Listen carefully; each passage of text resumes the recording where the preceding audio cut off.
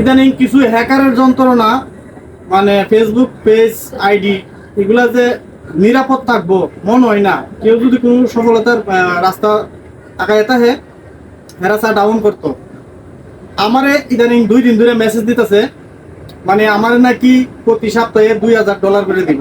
চিন্তা করছেন বিষয়টা, $2000 কনভার্ট করলে হয়তো তাড়াতাড়ি আমি হিসাব করে বোঝাতাম না, করতে দিব, কিন্তু অন্তপক্ষে 2 লাখ টাকার প্লাস হইব। মানে এক সপ্তাহে 2 লাখ প্লাস টাকা দিব। তারা কি কিসের জন্য, কিসের বিনিময়? তাদের কিছু অ্যাড চালাইবো আমার ভিডিওতে। ভাই আমার ভিডিও কি মিলিয়ন মিলিয়ন ভিউ হইতেছে না? আমার Facebook page million million follower, এগুলো তো না। অল্প কিছু ফলোয়ার নিয়ে আমি ভিডিও করতেছি, অন্যজনের নিয়ে কাজ করতেছি। সামাজিকভাবে সুন্দর করে ভিডিওগুলা, গানের ভিডিওগুলো আমি সারি।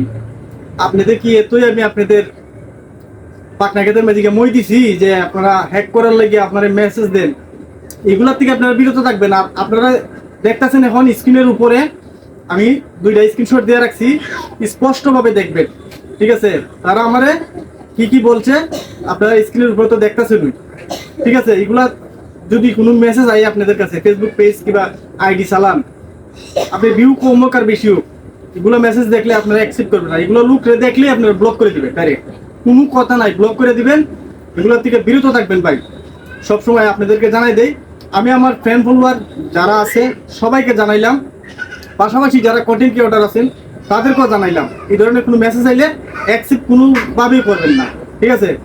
তারা আবার আমার মেসেজ দিয়ে বলতেছে নাকি আমাকে অ্যাডভান্স দিবে, ঠিক আছে? মানে আমাকে লুক দেখাইতেছে অ্যাডভান্স দিবে। নিচে তা দেখেন লেখা আছে আমি ফেসবুক অ্যালাউ করতিব, অর্থাৎ অ্যালাউ করতিব অর্থটা হইলো আপনার আমি আগে পারমিশন দিয়ে দিব, ঠিক আছে? পারমিশন দিলে তো আমার সব কিছু হ্যান্ডি হয়ে যাব।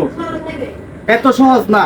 বড় বড় কন্টেন্ট ক্রিয়েটরের সাথে চলিও, নিজেও কিছু শিখছি, তাদের থেকেও শিখি। শিখার বোঝার কোনো শেষ নাই, সব কিছুর উস্তাদ আছে, বুঝছেন? সব চিন্তা ভাবনা যারা নিছেন আমার প্রতি, এগুলো বাদ দেন।